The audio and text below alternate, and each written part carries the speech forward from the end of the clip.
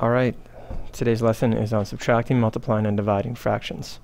So we'll start off with subtracting factors, and subtracting factors works the same way as addition. If you are subtracting fractions with the same denominator, then you just subtract, making sure you do not change the denominator. So for example, if we have 3 over 4 subtract 1 over 4, then you're essentially doing 3 subtract 1 equals 2, and the denominator stays the same. So your answer is 2 over 4. If you have 8 over 10, subtract 2 over 10, then it's the same deal. Essentially, you're doing 8 subtract 2 equals 6, so your answer is 6 over 10. Okay? So that's the first one. Now what if your denominators are not the same? Well, it works the same way as addition. You need to find the lowest common denominator in order to be able to subtract. So in this situation, I've got my two numbers. I've got 10 and I've got 20. Well, this one's a pretty easy one because 10 goes into 20 2 times. So I know that 10 times 2 equals 20. Now whatever I do to the bottom, I have to do to the top. So I know that 7 times 2 equals 14. So my fraction is actually 14 over 20. All you're really doing is finding the common denominator or common equivalent fraction so that you can complete the subtraction. So the actual question is 14 over 20 subtract 13 over 20, which the answer is 1 over 20. Let's try the next one. 3 over 4 subtract 1 over 6. So we have 4 and 6, and this one's a little bit different because 4 does not go into the 6, so I need to find the lowest common denominator. So I know 4 times 1 is 4, 4 times 2 is 8, 4 times 3 is 12. Okay, so I've got 12. I also know 6 times 2 equals 12.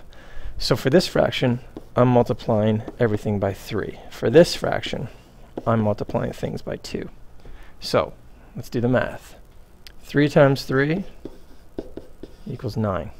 4 times 3, as we described earlier, equals 12. So my first fraction is 9 over 12. It's still a subtraction. Now I have to figure out the 1 over 6, the new fraction. So 1 times 2 equals 2, and 6 times 2 equals 12. So this is actually 2 over 12. So 9 subtract 2 equals 7. So I've got a fraction of 7 over 12. 8 over 9 subtract 2 over 3. Now we'll see that the 3 goes into the 9 3 times. So I'm going to multiply these two by 3's. So 2 times 3 equals 6. And 3 times 3 equals 9. So your actual question is 8 over 9 subtract 6 over 9.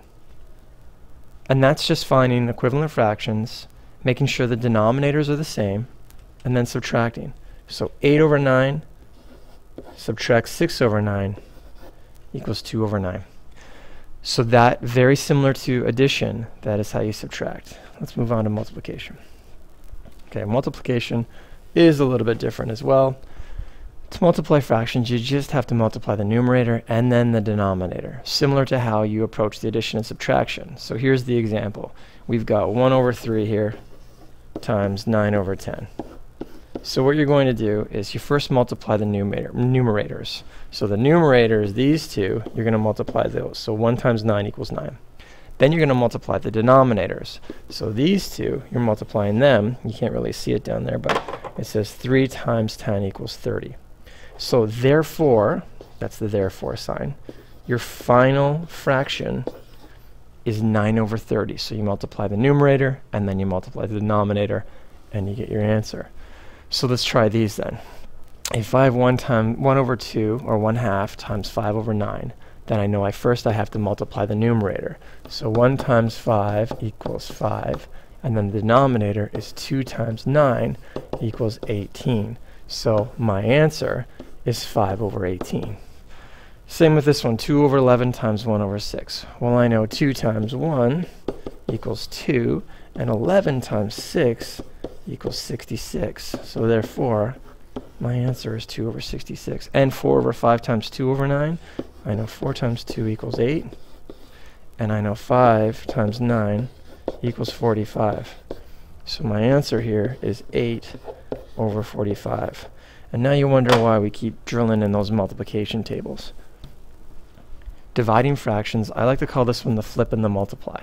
Because the dividing the fractions, once you figure out how to divide the fractions, you're set. But it works like this. You have 1 over 3 divided by 4 over 5. For the second set of fractions, or for the second fraction, you're going to flip it, and then you're going to multiply. So it's no longer 4 over 5. It's now 5 over 4. It's no longer division. It's now multiplication. So essentially what you've done is you flipped it and you multiply, but you're only flipping the one number. The first number, it stays the same. The first fraction stays the same. The second fraction, you flip the numerator and the denominator. So the 5, which is the denominator, becomes the numerator, and the 4, which is the numerator, it becomes the denominator. So it's now 5 over 4. Then you multiply. So 1 times 5 equals 5, and 3 times 4 equals 12. So your final number, as it's displayed down here, is 5 over 12. Your final fraction is 5 over 12. Let's try a few. Flip and then multiply.